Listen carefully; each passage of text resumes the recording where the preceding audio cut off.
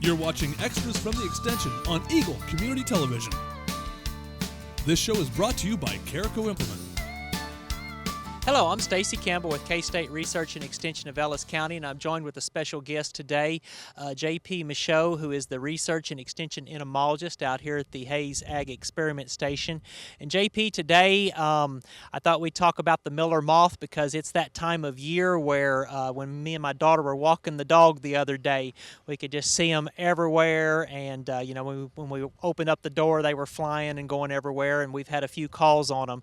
So, and of course, that's kind of the, I guess, the slang term Miller moths that we refer to them as. Tell us a little bit about these moths. Well, the Miller moths are army cutworms, and they're very abundant in the high plains. They're really interesting. As a migratory moth, they're very unusual. Most of our moths migrate from the south to the north in the summertime, and these ones migrate from the east to the west and back. So they're really well adapted for feeding on cool season crops like wheat. And in fact, most of those moths you see are going to be coming out of the wheat. They have a wide range of host plants, so they can cause problems in alfalfa as well. So the eggs are laid in the fall in the soil near the base of prospective host plants. When those larvae hatch, they're very small, but they feed all through the winter. So if it's cold, if it freezes, they'll just go down in the soil below the frost line, and a warm day they'll come up and they'll start feeding again. So this goes on throughout the winter. In the spring, they're getting big and mature, and so when it warms up, they grow very quickly, they pupate in the soil, and then they all come out. Then it gets interesting, because instead of flying on the high wind currents that carry our other moths passively north and south, they have to fly below the boundary air layer, so they're quite close to the ground. And they fly by night, so they're using the moon.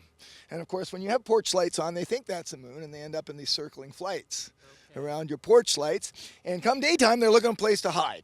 And so that's why they come into they'll hide in your bushes, or they'll come into your storm doors, or anywhere they can squeeze in and hide until it's dark. And then they're going to continue their migration all the way to the Rocky Mountains. So it's pointless to try and kill them, because the ones that are there today are going to be gone tomorrow, and they're going to be replaced with new ones from the east until the migration finishes.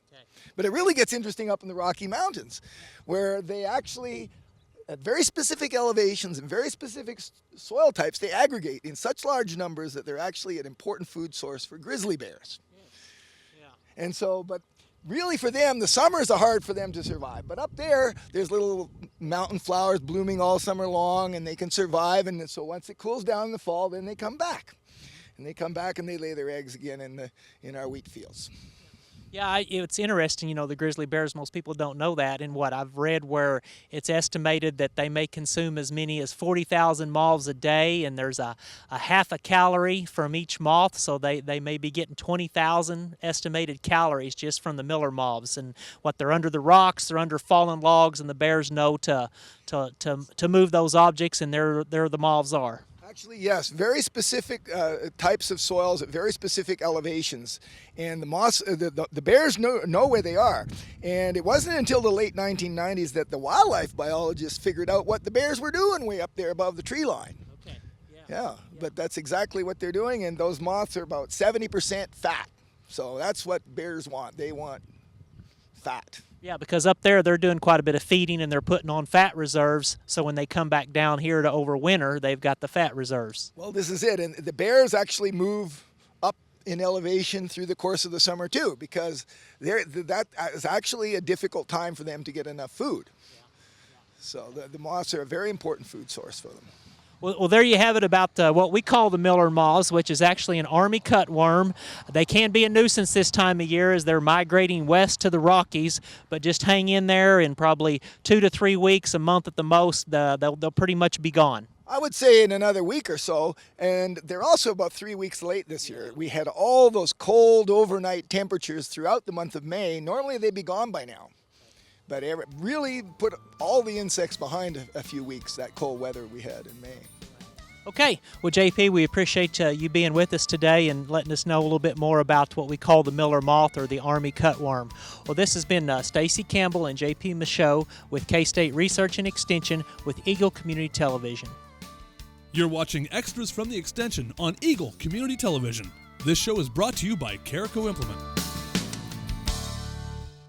Spring is here, and that means it's time to come out and visit Carrickle Implement in Hays, Kansas for all your lawn care needs. We stock and sell the full line of John Deere riding lawn equipment, along with Honda walk-behind mowers and generators. We also offer the full lineup of steel power products. If your project requires even more muscle, check out our full lineup of John Deere compact tractors and skid loaders. And don't forget, we have the parts and services to keep you up and running all spring long. So whatever your spring lawn care and maintenance needs are, come on out to Carrickle Implement for a solution that fits.